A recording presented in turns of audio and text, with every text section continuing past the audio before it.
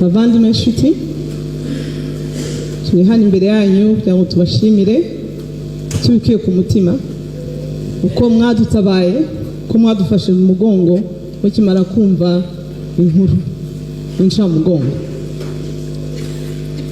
kuva kwa kane cyangwa kwa gatatu bamwe muri mwe kwa kane muri kumwe natwe muduhoza mutubwira amagambo adukora ku mutima kugira ngo tubashimire muri aka kanya ariko nifuzaga kuganirizana kuko ntabwo nigeze mbona uko musezera kandi mubinyemereye ndamusezera mu gifaransa uko buryo najyaga tuganira ku bintu bivuye ku mutima namuganirizaga mu gifaransa. Tu nous quittes bien trop tôt, Alain. La vie devait nous réserver encore tant de surprises, tant de moments à vivre ensemble, à deux, à quatre. Cela fait 29 ans que tu partages ma vie. Depuis nos premiers jours à Louvain-la-Neuve, jeunes étudiants pleins de rêves, jusqu'à aujourd'hui, il n'y a pas eu une seule minute d'ennui. Ton énergie débordante, tes rêves sans limite, ta passion pour la musique, pour les plus démunis, la politique, les débats sur tous les sujets, tout cela a rythmé notre quotidien. Tu t'en vas, mais tu ne me laisses pas les mains vides. Tu laisses en moi un cœur et une tête remplis de souvenirs merveilleux, de moments partagés, d'émotions intenses. Tu laisses aussi en héritage les valeurs que tu portes haut, une générosité sans borne, une joie de vivre immense, une soif de justice, le goût de travailler, du travail bien fait et cette rigueur, cette discipline, qui nous alignait tous comme à l'armée. Mais ton plus beau cadeau, c'est Nella et Anthony. C'est Nella et Tony comme tu les as chantés dans Martina.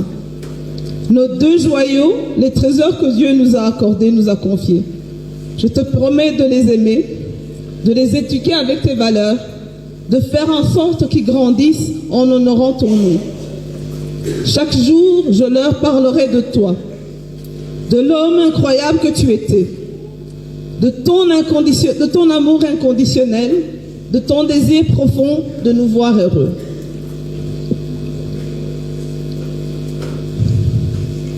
Je te promets de rester forte,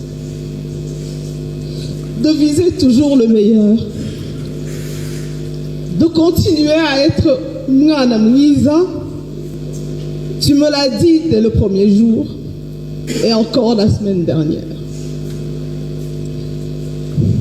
Je te promets aussi d'honorer ton héritage, de prendre soin de ta famille et de préserver les liens d'amitié que tu chérissais tant.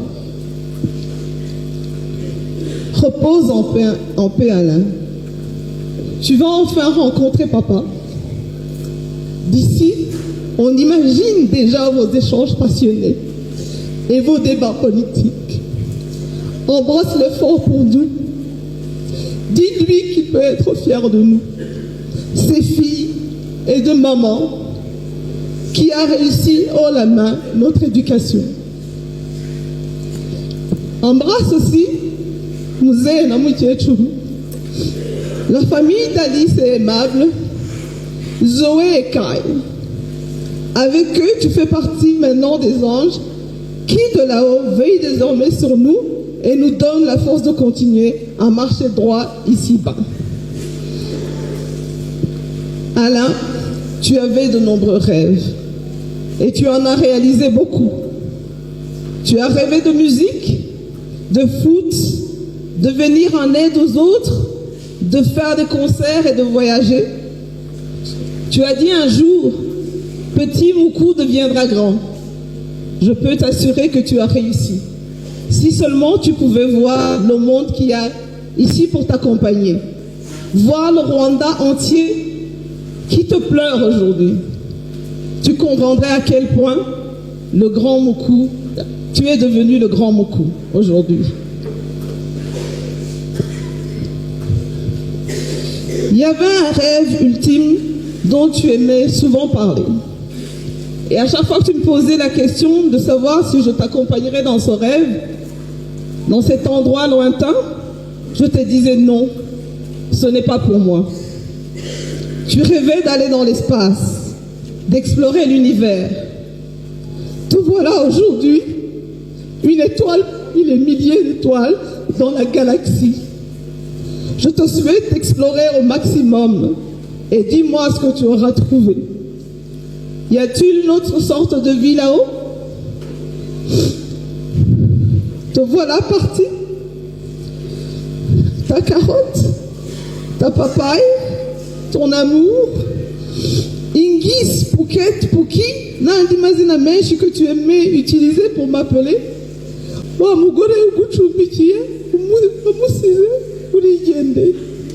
Je t'aime énormément.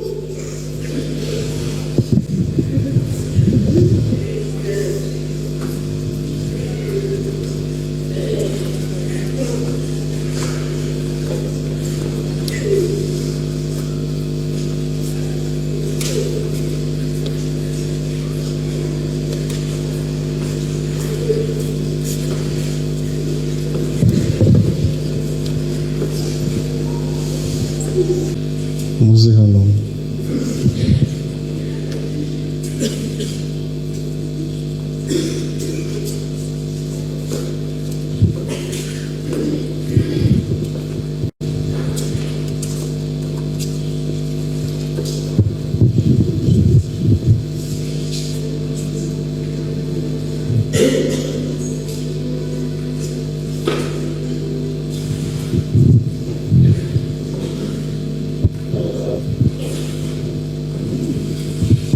Bavandimwe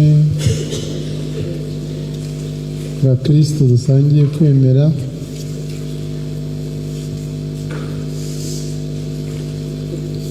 nyiricyubahiro Karidinali, dukomeje kubashimira uko mutuba hafi, cyane cyane yaba mu byiza no mu byago, kandi umukristo uko yigishijwe kwemera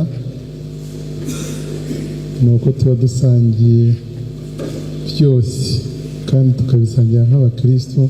ngira ngo umuhango duteranirije aha ngaha no ku magambo agiye kuvugirwa kuri nyakwigendera Alain Bernard Mukurarinda wigendeye, kamanzi mpe ijambo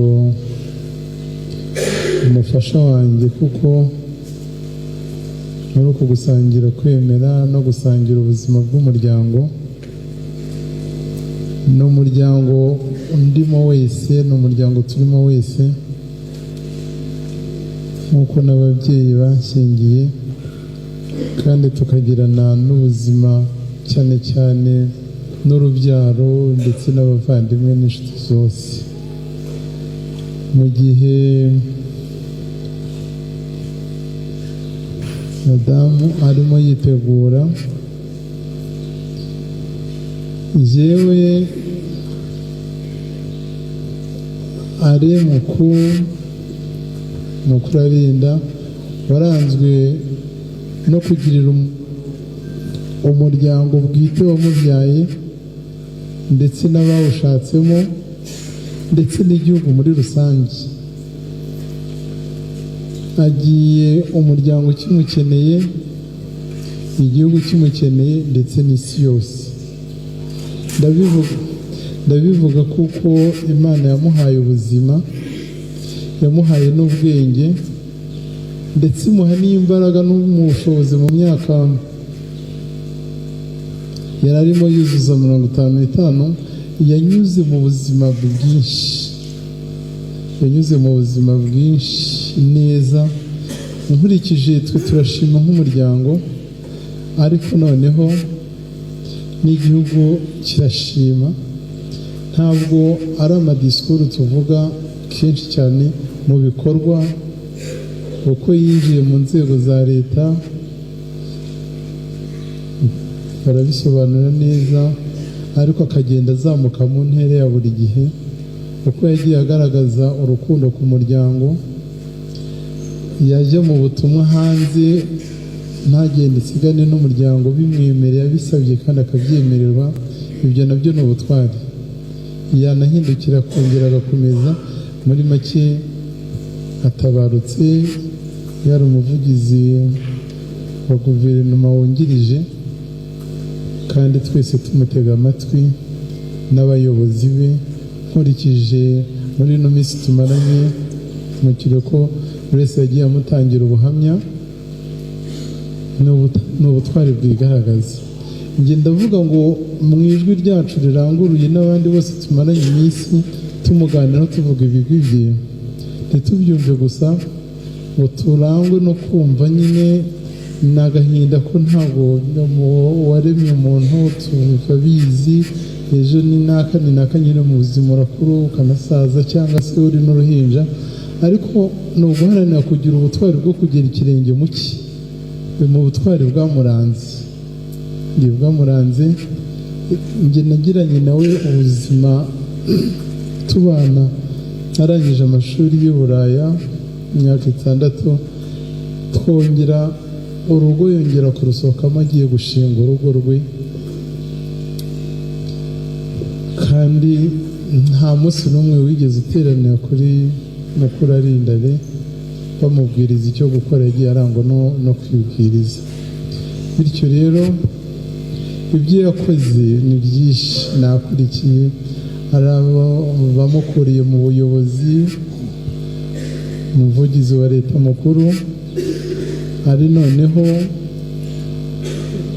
umuyobozi mukuru w'itangazamakuru, uko yamuvuze kandi turabizi natwe ko twategaga amatwi cyangwa n'amaso tubareba, ibi byose wabonaga ko imbaraga Imana yamwubatsemo nk'umukristo nyawe. None munsi yari ageze igihugu cy'ubujyanama no gukora ibindi, ariko Imana ukuntu itoranya abayo ifite impamvu yayo y'ikundi ikindi urundi rugero rwiza rwa gikristo, urugero rwiza rwo gukunda igihugu, ko yakunze igihugu, ukamubona ko wavuga uti ni leta y'ubumwe, yahaguruka akayivugira akavuga tukayumvamo twese, akajya guhanga umurimo uko yatweretse uburyo, uko batweretse, ngira ngo ariko n'ibyo twari dusanzwe tureba ukuntu yakundaga abantu baciriritse, abana bato mu mpano zabo, ari abapira ndetse n'abahanzi. Burya ngo imvugo niyo ngiro, ngira ngo nicyo Imana idushakaho, nicyo umukristo nyamukristo akwiye gukora. N'uyu munsi yaje muri iyi kiliziya kugira ngo arimo aturirwa igitambo cya misa cyo gukomeza kumuherekeza, kuko ariho ababyeyi be nawe ubwo imihango myinshi yagiye ayikorerwa. Ntabwo navuga byinshi, navuga muri make gusa nuko nanjye yamberaga ndamukuriye, ariko dufite uko twahuzaga, yaba ari mu gufasha urwo rubyiruko, yaba ari no mu guhanga. N'abana banjye babinyuzemo, kuko abana banjye kugira ngo batangire kwiyumvamo nanjye bakame icyizere ko ikigo dufite kizajya mbere ari icy'abana. Indirimbo nyinshi murazizi, ariko n'uwahanze kandi akakaririmba ari abana n'abuzukuru, bose babikesha mukuru arinda uko bamubonaga. Bityo duteraniye nk'umuryango rero, kuvuga menshi siko kwiyameza, ariko tumusabire, tumwifurize ko Imana yamwakiriye mu bayo,